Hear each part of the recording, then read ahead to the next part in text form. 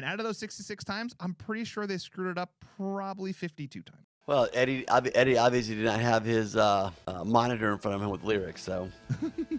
So when you think of the song Green Disease, what comes to your like what makes you, what do you Well, think? that whole album, that whole Riot Act album, was, I think, probably, I say their most political, but certainly at the time, their most outwardly political album. You know, they had the ability to live through the 90s without a whole lot of stuff going on from the standpoint of having to really rail against the government.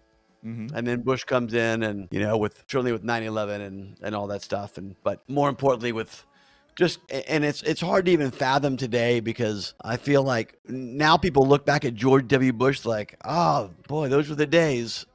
You know, if we could only have a conservative that was as, you know, soft and gentle as that guy. I know. But back in 03, you're like, what a you know? And so it's that's why I say this song is more prescient today than it was, I feel like, than when it was written, but the story is exactly the same. And that is that we have a government and certainly a leader that is taking the train off the rails, man. You know what I mean? Where we're supposed to look to the government to help us. We're supposed to look to the government to make good decisions for the well-being of everybody.